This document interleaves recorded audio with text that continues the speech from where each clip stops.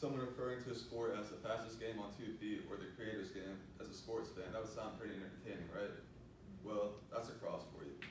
First played in the 1630s and still growing today, I hope you inform you all about the history and evolution of lacrosse.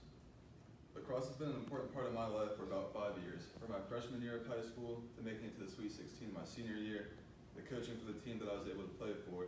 I've been surrounded by players and coaches with very high lacrosse IQ. For a sport that's been around as long as it has stayed pretty close to its roots, but has made necessary changes. Lacrosse has been through the early years, from what I like to call the early years, to the process of becoming an organized sport, to becoming the fastest growing sport in the nation. Now let's go back in time to the first lacrosse game.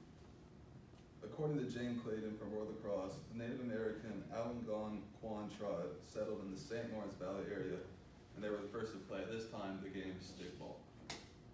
These games lasted a few days with field length from a few hundred yards to a few miles, with hundreds to thousands of players at one time.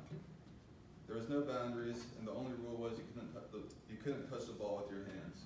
The ball at this time was either a wooden ball or made out of deer hide, and the sticks were wooden with kind of like a circle at the end where the ball would be at.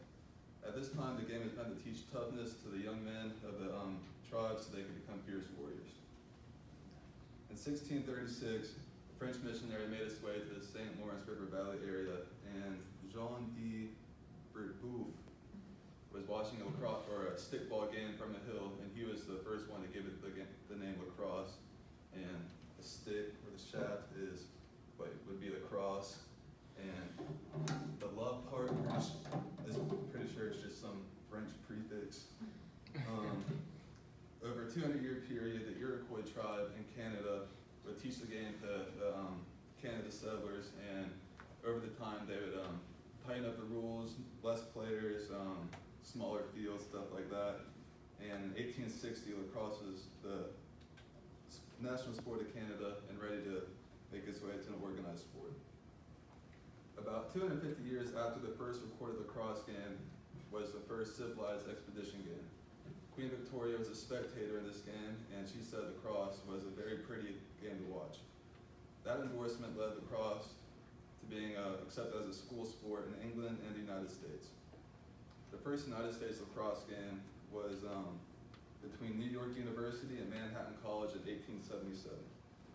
With lacrosse being on both sides of the pond now, England and the US, it also was in the Summer Olympics in 1904 and 1908. While all this is going on in the early 1900s, New England, like the Northeast region of the United States, began its reign as the hotbed for lacrosse, taking over Ivy League schools, military academies, Big Ten and ACC conferences that still run the sport today. About halfway through the 20th century, four-sport athlete Jim Brown was dominating football at Syracuse by fall and lacrosse by spring, according to Sports Illustrated.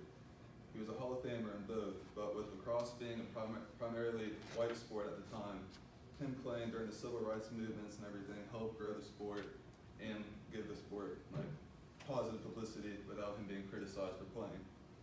Along with the deal from the NCAA, lacrosse continued to grow. The first NCAA tournament was held in 1971, where the first champion was crowned. The first air lacrosse game was in 1975, and it was able to keep the television deals going with competitive games like in 1981, a double overtime championship to Johns Hopkins, and one of my coaches actually helped lead that team to winning that championship. Well, lacrosse is a go-to sport in the Northeast. By the end of the century, it begins to spread its way out west and to the south. Closing in on 2010, lacrosse is blowing up now throughout the country. Not many schools in urban areas don't offer it. According to Business Insider, from 2000 to 2010, the number of people playing lacrosse increased 218%, making it the fastest growing sport in the nation by far.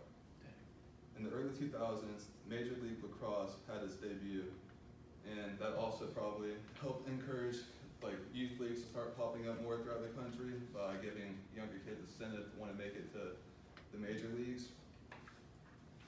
The high school I first played for offered lacrosse in 2012. And by my senior year, we got to do our own part in spreading the game by traveling to the Bahamas, than participating in the first ever lacrosse tournament in the Bahamas.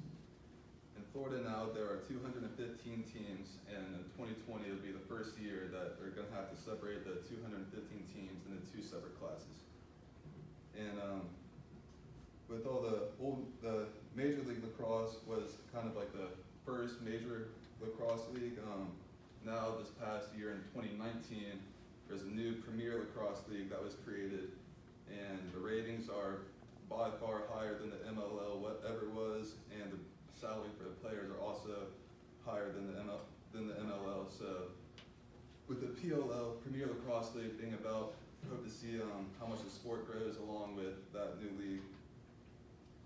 As I close, I hope you were able to learn about the fastest growing game on 2 feet is also the fastest growing sport in the nation.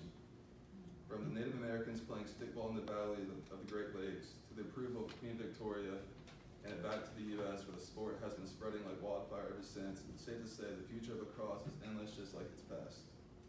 So finally, in 20 years when the PLL's ratings arrive in the NFLs, remember what you learned today and where the sport came from.